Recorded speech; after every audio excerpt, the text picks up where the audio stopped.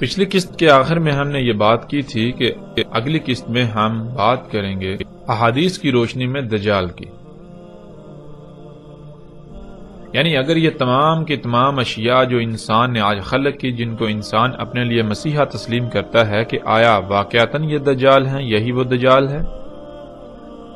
اگر یہی وہ دجال ہے تو ضرور رسول اللہ صلی اللہ علیہ وسلم نے اس کا ذکر کیا ہوگا۔ تو اس قسط میں ہم جانیں گے کہ کیا واقعتاً رسول اللہ صلی اللہ علیہ وسلم نے ان تمام کی تمام ایجادات کو دجال کہا یا نہیں۔ تو ناظرین، اس بات کو جاننے کے لیے ہم اپنی اس قسط کا آغاز کرتے ہیں۔ ہم جانتے ہیں کہ رسول اللہ صلی اللہ علیہ وسلم نے دجال کے بارے میں کھول کھول کر تفاصیل کے ساتھ بیان کیا۔ اسی طرح رسول اللہ صلی اللہ علیہ وسلم صحابہ اکرام کو دجال کے بارے میں بتا رہے تھے تو رسول اللہ صلی اللہ علیہ وسلم نے یہ کہا کہ قیامت الساعۃ سے پہلے دجال ہے، اور اس دجال سے پہلے بھی کئی دجال ہوں گے۔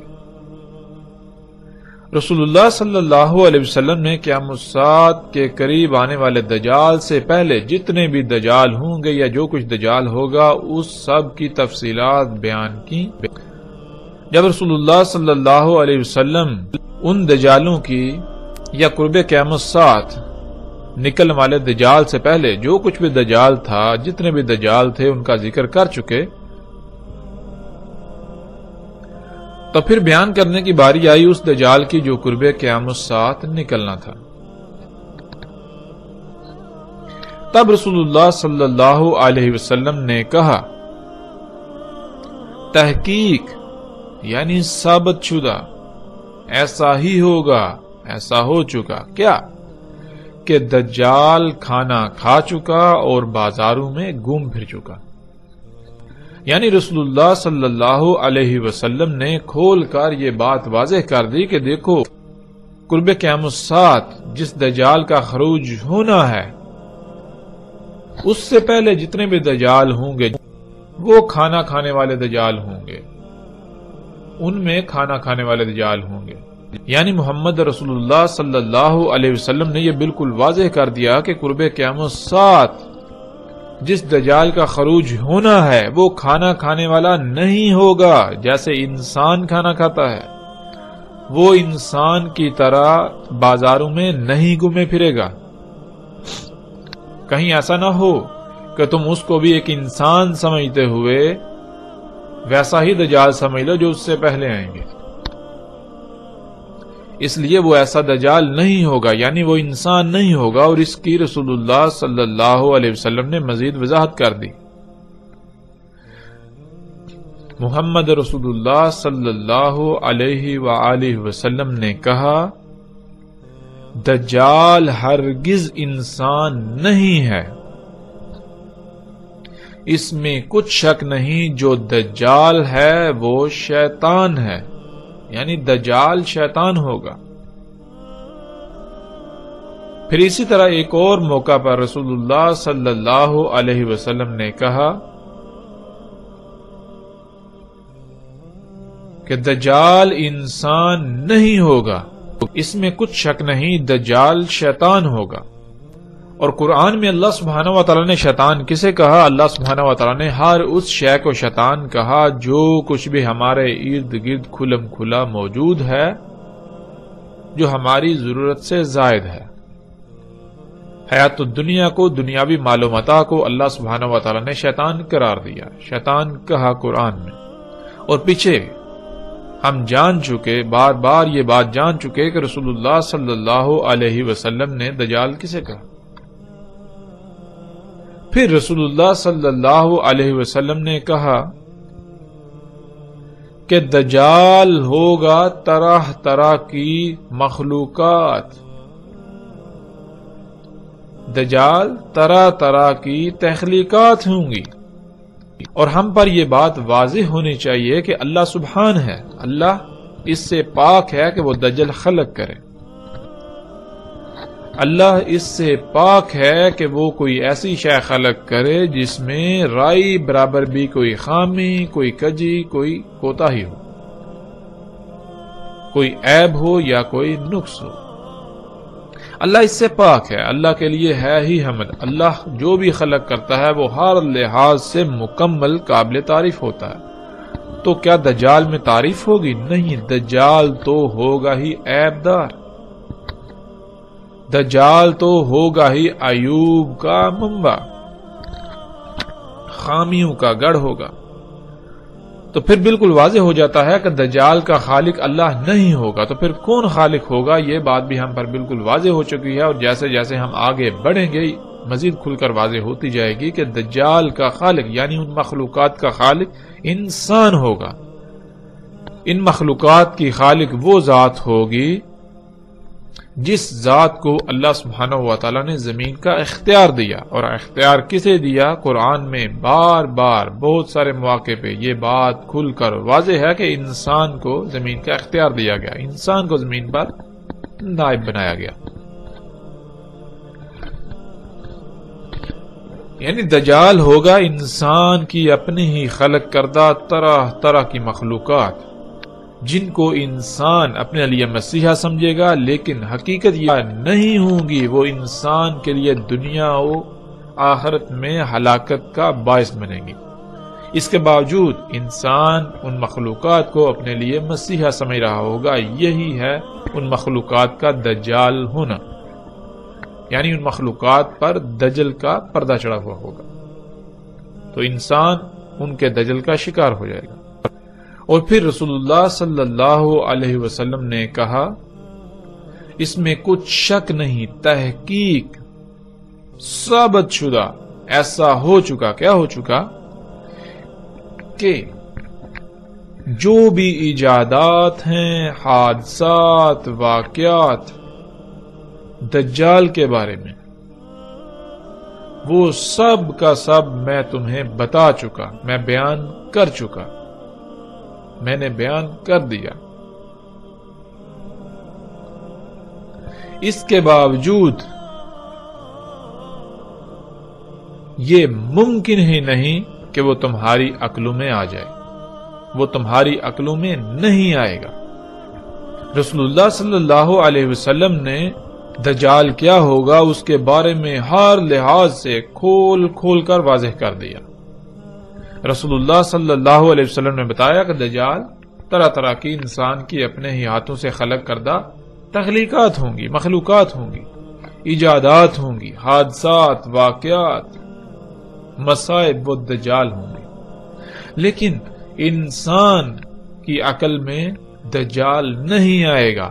رسول اللہ صلی اللہ علیہ وسلم کے سب کچھ بیان کر دینے کے باوجود بھی انسان انہیں بطور دجال پہچاننے کی بجائے ان سب مخلوقات کو اپنا مسیحا بنا بیٹھیں گے، اپنا رب بنا بیٹھیں گے، اپنا مسیحا تصور کریں گے۔ جیسا کہ اس روایت میں بالکل واضح ہے کہ رسول اللہ صلی اللہ علیہ وسلم نے کہا کہ جو بھی ایجادات، حادثات، واقعات ہوں گے دجال کے بارے میں وہ سب بیان کر چکا۔ تو پھر یہاں یہ سوال پیدا ہوتا ہے کہ جب رسول اللہ صلی اللہ علیہ وسلم ان ایجادات کے بارے میں بیان کر چکے تو کیا روایات میں ان ایجادات کے بارے میں ذکر موجود ہے؟ کیا ہمیں ایسی روایات ملتی ہیں؟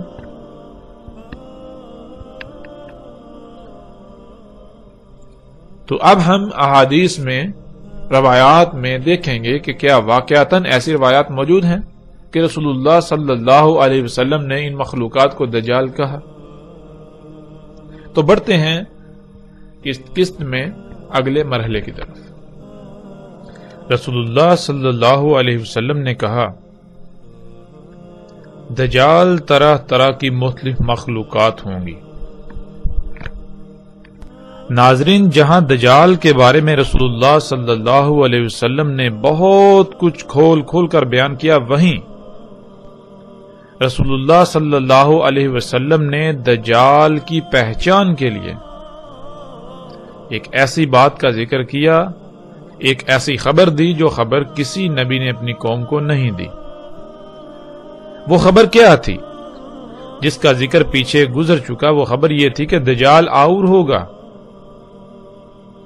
اور تمہارا رب یعنی اللہ سبحانہ و تعالی آور نہیں ہے۔ اور ہم نے یہ بھی جان لیا تھا کہ آور کہتے ہیں کسی بھی شے کا، کسی بھی کام کا ایک ہی پہلو دیکھ پانا، کسی بھی کام کو ایک ہی پہلو سے کر پانا، کوئی بھی کام کرنا تو وہ نامکمل کرنا، کوئی بھی کام خامیوں، خرابیوں، نقائص والا کرنا۔ تو اسی کی وضاحت میں رسول اللہ صلی اللہ علیہ وسلم نے کہا تھا، جیسا کہ اس روایت میں ہمارے سامنے ہے۔ رسول اللہ صلی اللہ علیہ وسلم نے کہا، اس کی یعنی دجال کی صلاحیت، خصوصیات، معیار اور کردار یہ ہوگا کہ وہ ہر شے میں ٹیڑھ پن پیدا کر دے گا، ہر شے کو مفلوج کر دے گا، اور یہی شے اسے یعنی دجال کو نمایاں کرے گی، یہی اس کی پہچان کا باعث ہوگی۔ یعنی رسول اللہ صلی اللہ علیہ وسلم نے کہا کہ دجال کی پہچان یہ ہے کہ دجال ہر شے میں ٹیڑھ پن پیدا کر دے گا، ہر شے کو مفلوج کر دے گا۔ یہ خامی، یہ خصلت ہی دجال کی پہچان ہوگی۔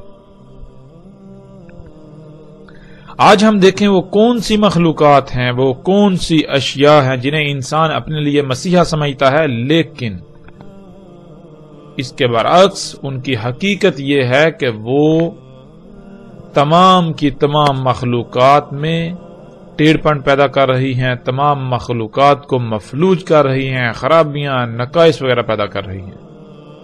ایسی وہ کون سی مخلوقات ہیں؟ تو جب ہم دیکھیں تو ہمارے سامنے کیا آتا ہے؟ ہمارے سامنے پھر وہی طرح طرح کی انسان کی خلق کردہ مخلوقات جو پوری کائنات میں ہر شے کو مفلوج کر رہی ہیں، ہر شے میں ٹیڑھ پن پیدا کر رہی ہیں، ہر سطح پر تباہی مچا رہی ہیں۔ جب ہم ان مخلوقات کو دیکھیں تو جہاں ایک طرف یہ زمین کو مفلوج کر رہی ہیں، زمین کو کھوکھلا کر رہی ہیں، جس سے زلزلے، طوفان، آندیاں آ رہی ہیں، جس سے زمین کی پیدا کرنے کی صلاحیت متاثر ہو چکی ہے، تو وہیں انسان کی خلق کردہ ایسی اشیاء جنہیں وہ اپنے لیے فائدہ مند، اپنے لیے مسیحا تصور کرتا ہے، یعنی طرح طرح کی ادویات، طرح طرح کی ایسی اشیاء جنہیں وہ سہولتوں کا نام دیتا ہے، ان کا دوسرا پہلو کیا ہے؟ ان کا دوسرا پہلو یہ ہے کہ وہ تمام مخلوقات کو فساد زدہ کر رہی ہے، جیسا کہ آپ ان تصاویر میں دیکھ رہے ہیں۔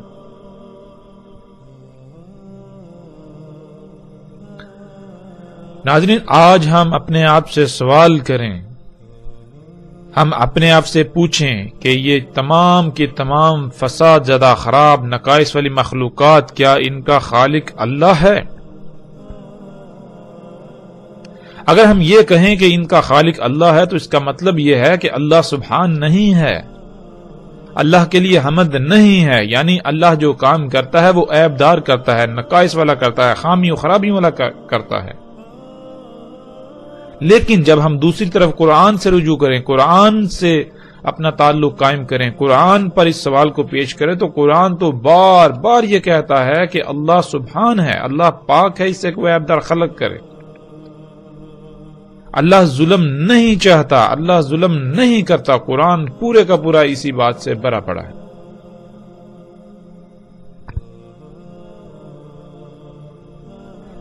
انسان ان مخلوقات کا، ان ایجادات، ان اشیاء کا صرف ایک پہلو دیکھتا ہے جو ظاہری پہلو ہے، جس سے اس کو نفع نظر آتا ہے، جس پہلو سے یہ تمام کی تمام اشیاء انسان کو مزین نظر آتی ہیں، تمام کی تمام اشیاء انسان کو مفید، فائدہ مند، مسیحا نظر آتی ہیں، لیکن ان کا دوسرا پہلو یکسر نظر انداز کر دیتا ہے۔ ان کے دوسرے پہلو کو یکسر نظر انداز کر دیتا ہے۔ اور وہ دوسرا پہلو کیا ہے؟ وہ دوسرا پہلو یہ ہے کہ یہ اشیاء، یہ مخلوقات کائنات کو تباہ کر رہی ہیں۔ آج موسموں کا نظام بگڑ چکا تو انسان کی انہی ایجادات کی وجہ سے، جنہیں وہ اپنے لیے مسیحا تصور کرتا ہے۔ آج زمین کی پیدا کرنے کی صلاحیت متاثر ہو چکی تو اس کی وجہ بھی یہی مخلوقات۔ آج لا تعداد بیماریاں وجود میں آ چکی ہیں جن کا ماضی قریب میں وجود تک نہیں تھا، اور ان بیماریوں سے انسان تو کیا جاندار تڑپ تڑپ کر مر رہے ہیں۔ اور ان بیماریوں کی وجہ کیا ہے؟ یہ بیماریاں وجود میں کیسی آئیں؟ ان کی وجہ یہی انسان کی خلق کردہ طرح طرح کی مخلوقات۔ آج انسان ان گاڑیوں کو، جہازوں کو، ٹرینوں کو، یعنی جدید سفری ذرائع کو اپنے لیے مسیحا تصور کرتا ہے، لیکن اس کا دوسرا پہلو کیا ہے؟ اسے یکسر نظر انداز کر دیتا ہے۔ انہی گاڑیوں کی وجہ سے، ٹرینوں جہازوں کی وجہ سے، یعنی انہی سفر کے ذرائع کی وجہ سے آج پوری دنیا دھوئیں سے بھر چکی، اور یہ دھواں تمام مخلوقات کے لیے زہر قاتل ثابت ہو رہا ہے۔ اسی دھوئیں کی وجہ سے دنیا میں ہر سال 33 لاکھ سے زیادہ انسان موت کا شکار ہو رہے ہیں، اور دنیا کی تقریباً 99% سے زیادہ آبادی کسی نہ کسی بیماری کا شکار ہے، تو وہ اسی دھوئیں کی وجہ سے۔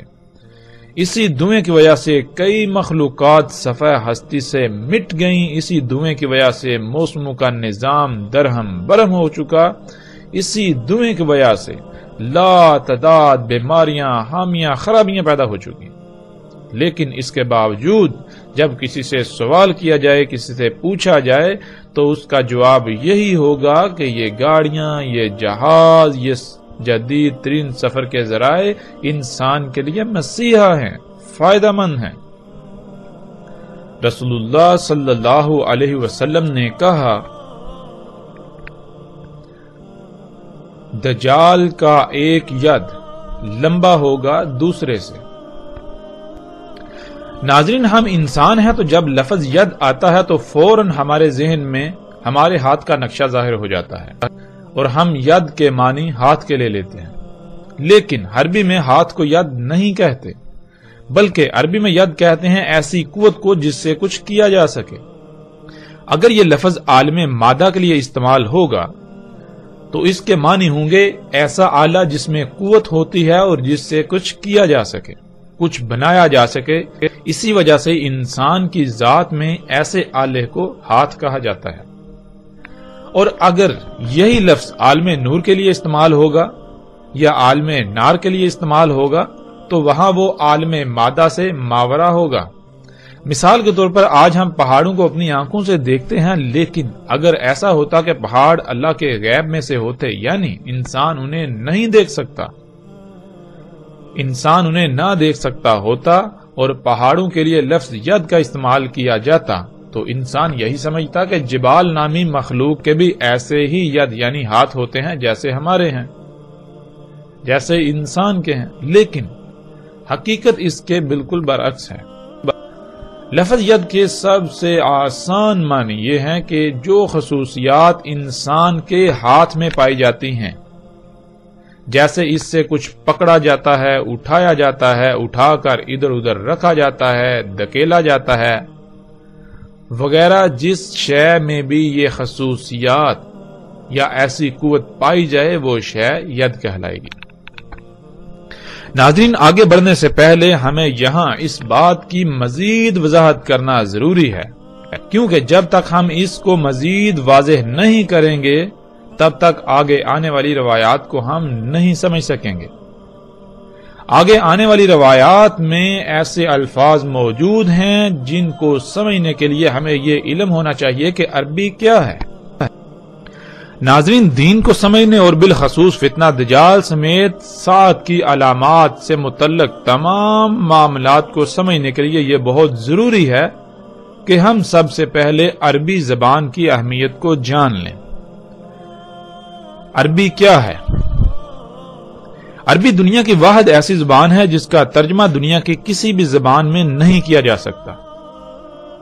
عربی دنیا کی واحد ایسی زبان ہے جو ہر وقت اور ہر شے کا احاطہ کرتی ہے، یعنی مثال کے طور پر آج کوئی ایسی شے جس کا وجود نہیں اور کل کو وہ وجود میں آتی ہے تو اس شے کا کوئی نہ کوئی نام تجویز کیا جائے گا جو پہلے سے اس زبان میں موجود نہیں ہوگا۔ جیسے کہ ہم گاڑی ہی کو لے لیں، اردو میں لفظ گاڑی کے وجود سے پہلے اپنا کوئی وجود نہیں رکھتا تھا. اسی طرح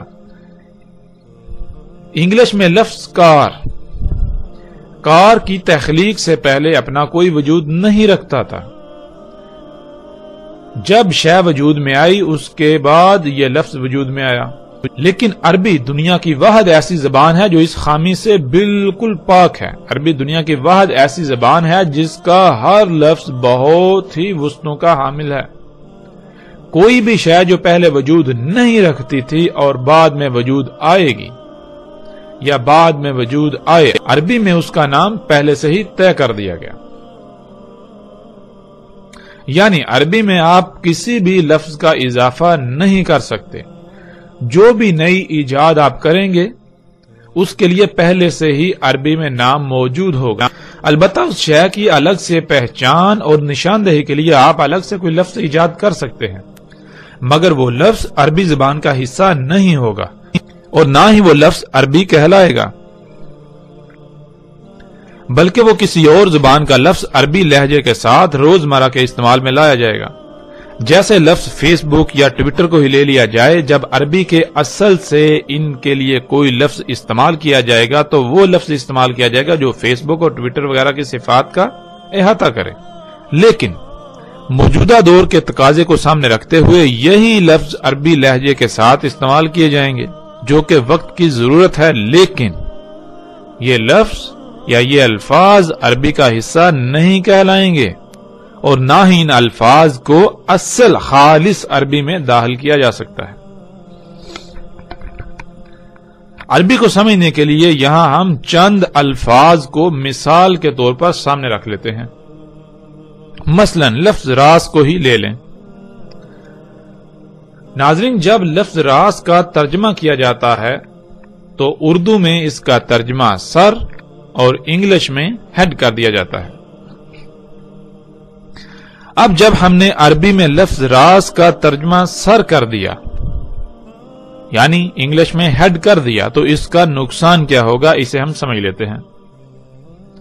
مثال کے طور پر اگر آپ کے سامنے آپ کا دشمن موجود ہو اور آپ اپنے بھائی کو کہیں کہ وہ سامنے موجود دشمن کے راس میں گولی مارے تو وہ اس کے سر میں گولی مارے گا. لیکن اگر آپ کے سامنے اونٹ ہو اور آپ اپنے بھائی کو کہیں کہ وہ اونٹ کے راس میں گولی مارے تو وہ اونٹ کے سر میں گولی مار دے گا، کیونکہ اس کو بتایا گیا کہ راس کا ترجمہ سر ہے. لیکن اگر آپ کسی عرب کو یہ کہیں کہ وہ اس دشمن کے راس میں گولی مارے تو وہ گولی اس کے سر میں مارے گا، مگر جب آپ اسے کہیں گے کہ وہ اونٹ کے راس میں گولی مارے تو وہ اونٹ کے سر میں نہیں بلکہ اونٹ کی کوہان جو چوٹی نظر آتی ہے اس میں گولی مارے گا. اب سوال یہ پیدا ہوتا ہے کہ جب آپ نے اپنے بھائی کو حکم دیا کہ اونٹ کے راس میں گولی مارو تو اس نے اونٹ کے سر میں گولی ماری، لیکن جب وہی حکم ایک عرب کو دیا تو اس نے اونٹ کے سر کی بجائے اس کی کوہان میں گولی ماری. آخر ایسا کیوں؟ اس کا جواب یہ ہے کہ جب ہم نے راس کا ترجمہ سر کر دیا تو اس سے مراد سر ہی ہوگا. سر ایک محسوس عضو کو کہتے ہیں، جسم کے ایک مخصوص حصے کو کہتے ہیں، خواہ وہ کسی کا بھی ہو. لیکن عربی میں راس سر کو نہیں کہتے بلکہ عربی میں راس کسی بھی شے کے بلند ترین مقام کو کہتے ہیں. یعنی عربی میں راس کہتے ہیں چوٹی کو، کسی بھی شے کی چوٹی، ہائیسٹ پوائنٹ، کسی بھی شے کی پیک کو. جب یہ لفظ انسان کی ذات کے لیے استعمال کیا جائے گا تو اس کا مطلب یہ ہوگا کہ انسان کی ذات کا سب سے بلند ترین مقام، اور وہ مقام ہے انسان کا سر.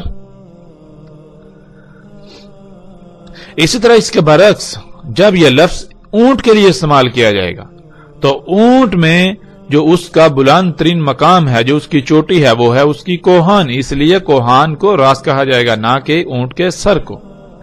اب ناظرین، اب یہ تصور کریں کہ جب اس لفظ کا، عربی کے لفظ راس کا ترجمہ سر انگلش میں ہیڈ کر دیا تو اس کا نقصان کیا ہوگا، یہ آپ کے بالکل سامنے ہے. یہ وہ وجہ ہے جس وجہ سے عربی کا ترجمہ کرنا ناممکن ہے، لیکن اس کے معنی بیان کیے جاتے ہیں۔ معنی کیا ہیں؟ معنی یہ ہیں جیسے ہم نے ابھی بیان کیا کہ راس کہتے ہیں کسی بھی شے کے بلند ترین مقام کو،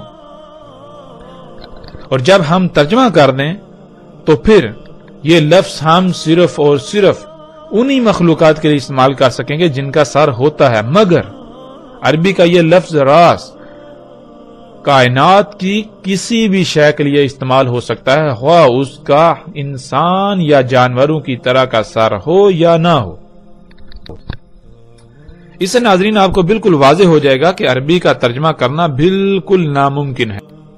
اسی طرح ناظرین جیسا کہ ہماری روایت میں لفظ ید آیا تھا، اس لفظ کو لے لیں جس کا ترجمہ ہاتھ کیا جاتا ہے۔ جب اس کا ترجمہ ہاتھ کر دیا جائے تو ناظرین یہ لفظ نمبر 1 محدود ہو جائے گا، یعنی آپ صرف اور صرف اس لفظ کو ان مخلوقات کے لیے استعمال کر سکیں گے جن کا ہاتھ ہوتا ہے۔ اور دوسری بات ناظرین یہ کہ اگر یہ لفظ کسی دوسری ذات، جیسے کہ قرآن میں اللہ سبحانہ و تعالیٰ کی ذات کے لیے بھی یہ لفظ استعمال ہوا ہے، اور جب ہم اس لفظ کا ترجمہ ہاتھ کر لیں گے تو ہمیں ایسے تمام مقامات پر اس کا ترجمہ پھر یہی لینا پڑے گا، اس سے مراد ہاتھ ہی لینا پڑے گا، جو کہ بالکل غلط ہوگا، ہمیں ہدایت کی بجائے گمراہی کی طرف لے جائے گا۔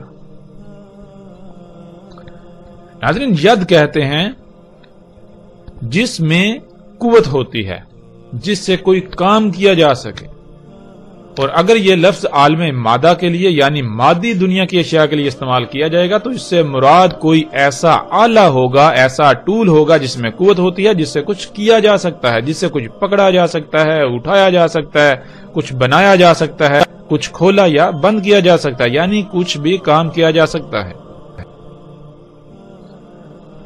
انسان کے جسم میں اللہ سبحانہ و تعالیٰ نے ایسی خصوصیات کا حامل جو عضو خلق کیا ہے وہ انسان کے ہاتھ ہیں، اس لیے انسان کے ہاتھوں کو ید کہا جاتا ہے۔ جب یہ لفظ مادی اشیاء کے لیے استعمال کیا جائے گا یعنی عالم مادہ کے لیے استعمال کیا جائے گا تو اس کا معنی یہ ہوگا کہ کوئی ایسا ٹول، کوئی ایسی شے، کوئی ایسا آلہ جس میں وہ صلاحیتیں ہوتی ہیں جو صلاحیتیں انسان کے ہاتھ میں ہیں۔ اور اگر یہ لفظ عالم نور یا عالم نار کے لیے استعمال کیا جائے گا تو پھر اس میں مادی صفات، مادی خصوصیات نکل جائیں گی، پھر وہاں مراد کوئی مادی آلہ نہیں ہوگا، یعنی وہاں مراد کوئی نوری ایسی قوت ہوگی، نور کی کوئی ایسی قوت یا آگ، نار کی ایسی قوت جس سے کچھ کیا جا سکتا، جس میں وہ صفات، وہ صلاحیتیں، وہ خصوصیات ہوتی ہیں، جو خصوصیات، جو صفات، جو صلاحیتیں انسان کے ہاتھ میں ہوتی ہیں۔ پھر اسی طرح ناظرین لفظ اذان کو لے لیں جس کا ترجمہ کیا جاتا ہے کان۔ جب ہم نے ترجمہ کر دیا، نمبر 1 یہ لفظ محدود ہو جائے گا، اس کا استعمال محدود ہو جائے گا۔ نمبر 2 پھر اگر یہ لفظ ایسی مخلوقات کے لیے استعمال ہوتا ہے جن میں ایسا عضو نہیں ہے جسے ہم کان کہتے ہیں تو بات ہماری عقل میں نہیں آئے گی، ہم بات کو نہیں سمجھ سکیں گے۔ اذان کسے کہتے ہیں؟ عربی میں اذان کہتے ہیں لہروں کو موصول کرنے کا آلہ، اور لہروں کو موصول کرنے والا آلہ اللہ سبحانہ وتعالی نے انسان کی ذات میں جو خلق کیا اسے ہم کان کہتے ہیں۔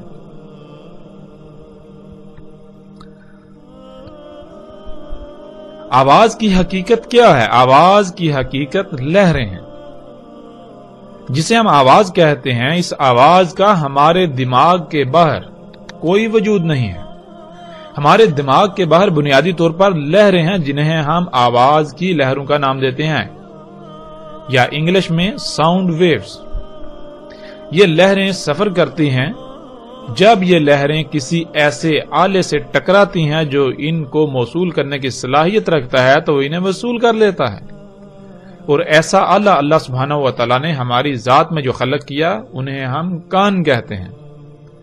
کان ہمارے آواز کی لہروں کو موصول کرتے ہیں، اس کے بعد ان لہروں کو بجلی کے سگنلز میں تبدیل کرتے ہوئے دماغ میں بھیجتے ہیں. دماغ کا متعلقہ حصہ ان لہروں کا ادراک کرتا ہے جسے ہم آواز کہتے ہیں. آواز محض ہمارے دماغ کا ادراک ہے، اس کی حقیقت لہریں ہیں.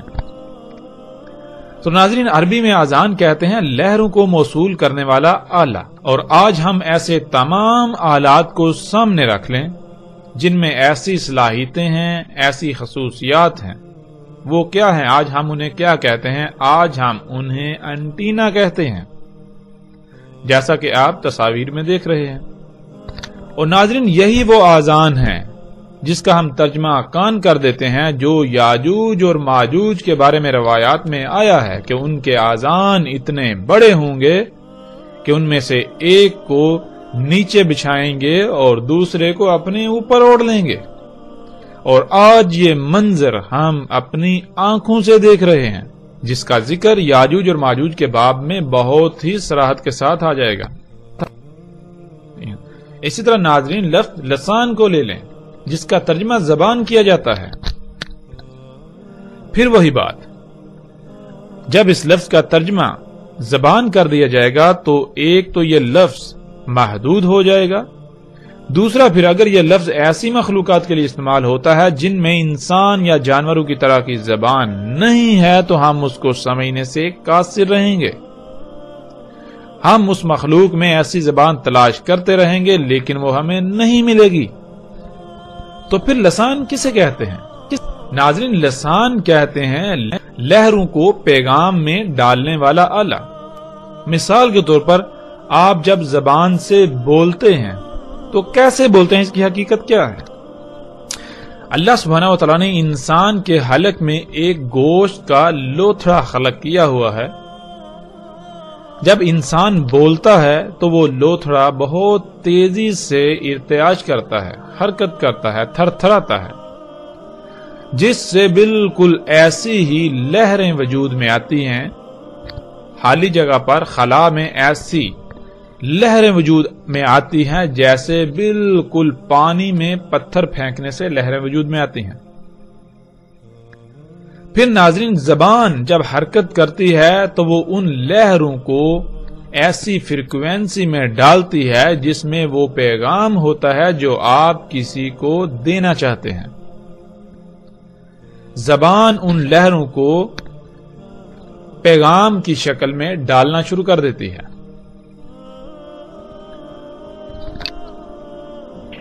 تو اس لیے لسان کہتے ہیں لہروں کو پیغام میں ڈالنے کا آلہ. اب ناظرین، یہ صلاحیت، یہ خصوصیت جس شے میں بھی پائی جائے گی اسے عربی میں لسان کہا جائے گا، خواہ اس کو انسان کوئی بھی نام دے رہے ہوں یا کسی بھی نام سے جانتے ہوں، کسی بھی نام سے پکارتے ہوں یا کسی بھی نام سے پہچانتے ہوں. اس طرح ناظرین، لفظ سوت کو ہی لے لیں. سوت کا ترجمہ کیا جاتا ہے آواز، لیکن یہ ترجمہ بالکل محدود اور غلط تصور کیا جائے گا، اس لیے کہ جب ہم نے اس لفظ کا ترجمہ سوت کر دیا تو پھر ہم صرف اور صرف اس لفظ کو انہی مخلوقات کے لیے استعمال کر سکیں گے جن مخلوقات کا آواز کے ساتھ تعلق ہے. لیکن سوت کہتے ہیں تھر تھراتی لہروں کو.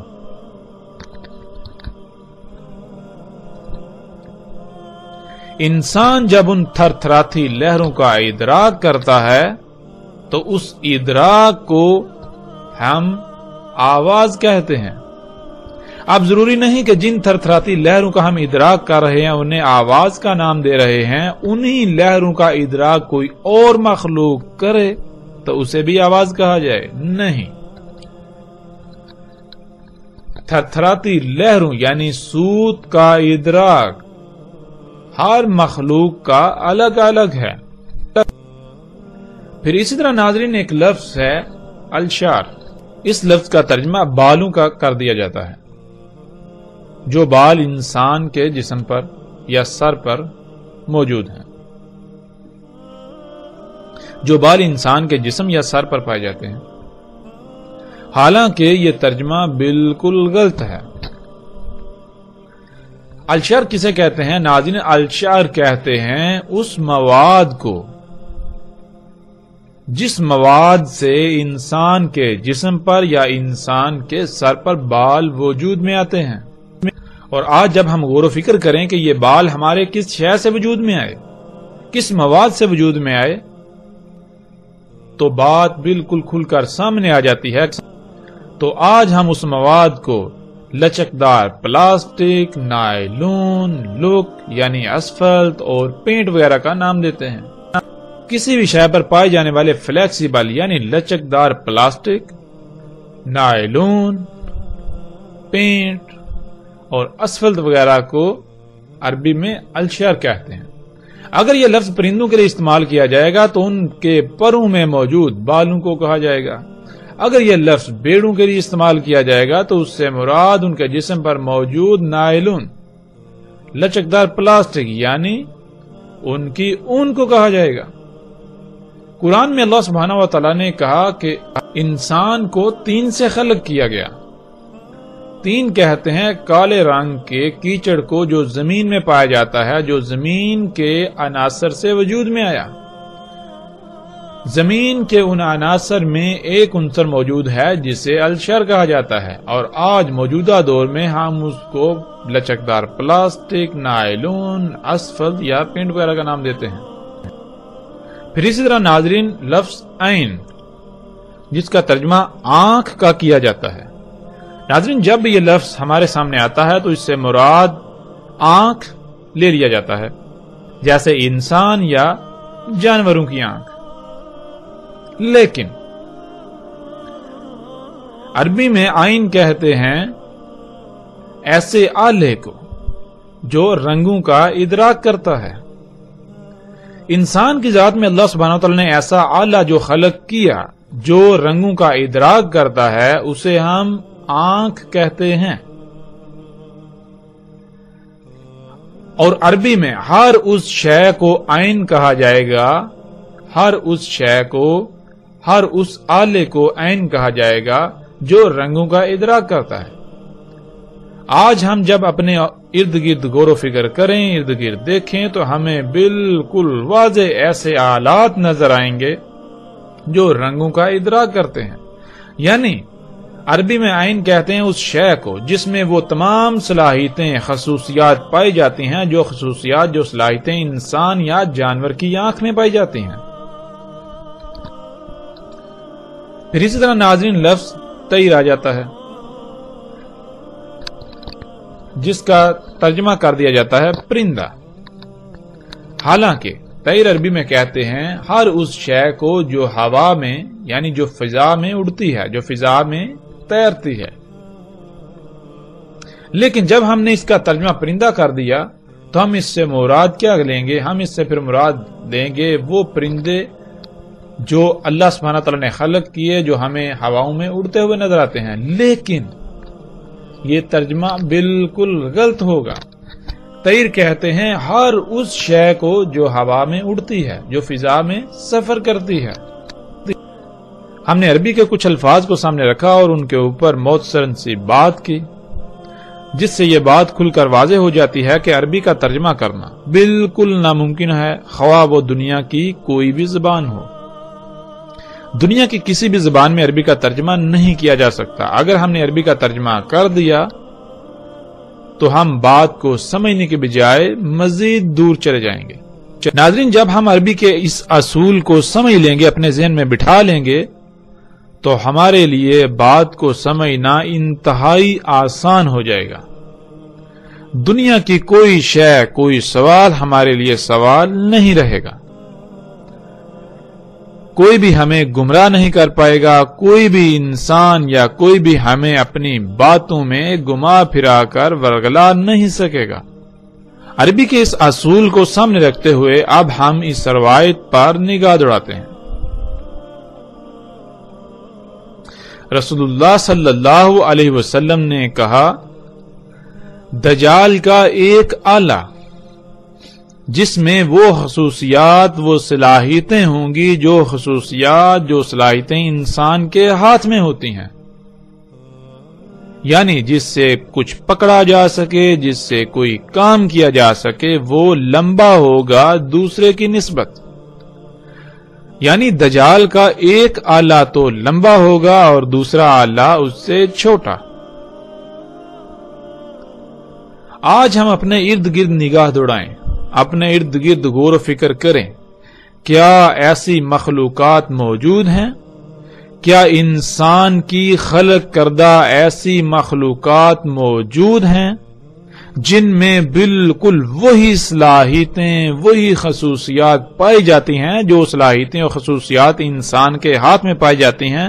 تو حیران کن طور پر ایسی لا تعداد مخلوقات ہمارے سامنے آ جائیں گی، جیسا کہ آپ ان تصاویر میں دیکھ سکتے ہیں.